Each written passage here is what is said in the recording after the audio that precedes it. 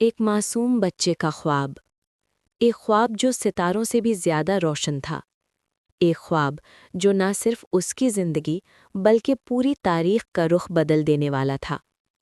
یہ کہانی ہے اللہ کے پاک نبی یوسف علیہ السلام کی، ایک ایسی کہانی جو قرآن میں احسن القصص یعنی سب سے بہترین قصہ قرار دی گئی۔ حضرت یوسف علیہ السلام نے بچپن میں ایک عجیب خواب دیکھا۔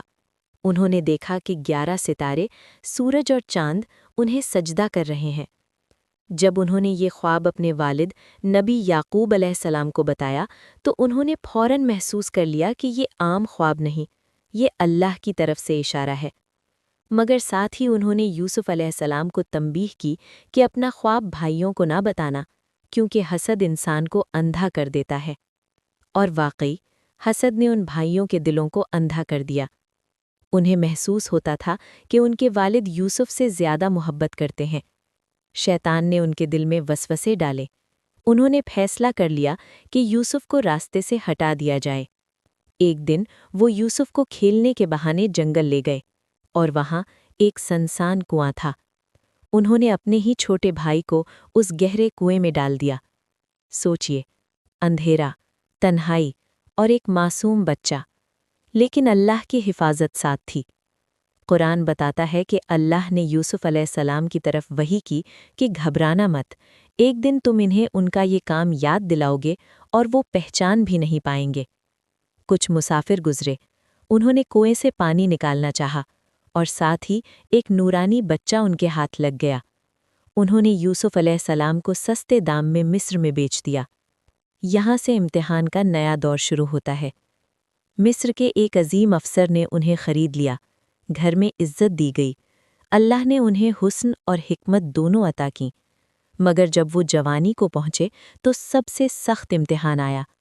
گھر کی عورت نے انہیں گناہ کی طرف بلایا، دروازے بند کر دیے گئے، ہر ظاہری سبب گناہ کے لیے موجود تھا۔ لیکن یوسف علیہ السلام نے کہا، معاذ اللہ، میں اللہ کی پناہ چاہتا ہوں۔ انہوں نے گناہ سے بچنے کے لیے بھاگ کر دروازے کی طرف رخ کیا۔ اللہ نے ان کی پاک دمنی کو ظاہر کر دیا، سچ سامنے آ گیا، مگر پھر بھی انہیں جیل بھیج دیا گیا، قید خانہ، بے گناہ ہونے کے باوجود۔ لیکن یوسف علیہ السلام نے جیل کو دعوت توحید کا مرکز بنا دیا۔ 2 قیدیوں نے خواب دیکھے، یوسف علیہ السلام نے اللہ کے حکم سے ان کی تعبیر بتائی، دونوں خواب سچ ثابت ہوئے۔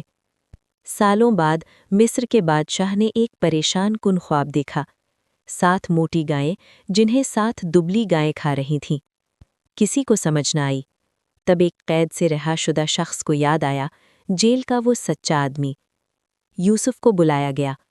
انہوں نے فرمایا 7 سال خوشحالی کے ہوں گے، پھر 7 سال سخت قحط کے۔ انہوں نے نہ صرف تعبیر دی بلکہ پورا اقتصادی نظام بھی سمجھایا۔ بادشاہ متاثر ہو گیا۔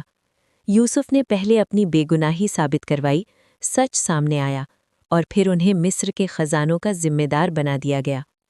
ایک کنویں کا تنہا بچہ اب مصر کے خزانوں کا امین تھا۔ پھر وہ وقت آیا جب قحط نے پورے علاقے کو لپیٹ میں لے لیا۔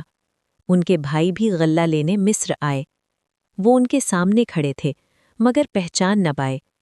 آخرکار یوسف نے اپنی پہچان ظاہر کی، اور کیا کہا، تم پر آج کوئی ملامت نہیں۔ یہ الفاظ صرف معافی نہیں تھے، یہ صبر، تقوی اور اللہ پر یقین کا اعلان تھا۔ انہوں نے اپنے والد یعقوب علیہ السلام کو مصر بلایا، اور جب وہ آئے تو خواب پورا ہو گیا۔ والد، والدہ اور بھائی سب ادب سے جھک گئے۔